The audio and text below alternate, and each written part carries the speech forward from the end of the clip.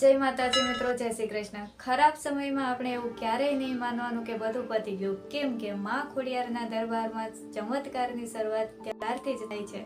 આજે હું તમને એવા સાચા ભક્તની કથા કહેવાની છું જે સાંભળીને કદાચ તમારી પણ આંખો ભીની થઈ જશે। તો ચાલો મિત્રો વિડીયોને શરૂ કરીએ।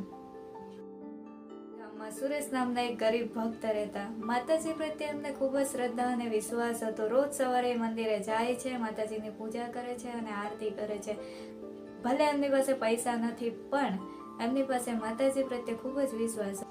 એક દિવસ એમને એવી પરિસ્થિતિનો સામનો કરવો પડે છે કે એમને જીવનમાં ક્યારેય નહીં વિચાર્યું હોય કે આવી પરિસ્થિતિનો પણ સામનો કરવો પડશે। અને વાત કંઈ એમ હતી કે એમનો જે નાનો દીકરો છે એ ખૂબ જ બીમાર થઈ જાય છે। બીમાર દીકરાને લઈને એ ગામના વૈદ પાસે જાય છે અને વૈદ એમને ચેક કરીને કહે છે કે આ મારા બસની વાત નથી, તમારે આપણા તાલુકાના મોટા હોસ્પિટલમાં એમને લઈ જવું પડશે।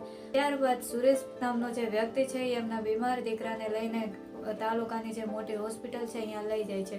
ડોક્ટર એમનું ચેકઅપ કરે છે અને રિપોર્ટ કરાવવાનું કહે છે। રિપોર્ટ આવ્યા પછી ડોક્ટર રિપોર્ટ જોવે છે અને કહે છે કે તમારા દીકરાની હાલત બહુ ક્રિટિકલ છે, 98% એ બચી શકે એમ નથી। આ સાંભળીને સુરેશ નામનો જે વ્યક્તિ છે એ બહુ દુઃખી થઈ જાય છે અને ત્યાં પણ એક પણ શબ્દ બોલ્યા વગર એ સીધા મંદિરમાં જાય છે અને મંદિરમાં જઈને માતાજીને કહે છે કે હે આજ સુધી મેં કશું નહીં માંગ્યું, આજ સુધી તમારી પાસે કંઈ નથી માંગ્યું, મેં ભક્તિ જ કરી છે તમારી, તો મારે આટલી મોટી પરિસ્થિતિ કેમ, આ પરિસ્થિતિનો મારે સામનો કેવી રીતે કરવો? અને જો મારો દીકરો મરી જશે તો ગામમાં બધાએ કહેશે કે માતાજી નથી, અને આ શબ્દ હું ક્યારેય નહીં બોલી શકું કે માતાજી નથી। તો આજે તમારે નક્કી કરવાનું છે કે મને મારો દીકરો પાછો આપો યા તો મારી શ્રદ્ધાને મારી નાખો।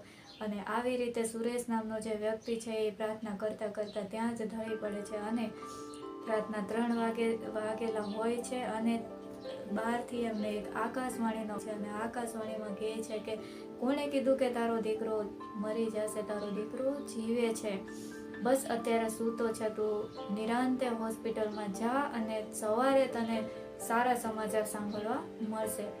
આ સાંભળીને સુરેશભાઈ દોડતા હોસ્પિટલ જાય છે અને ત્યાં જઈને જોવે છે તો એમનો દીકરો એકદમ સ્વસ્થ હતો।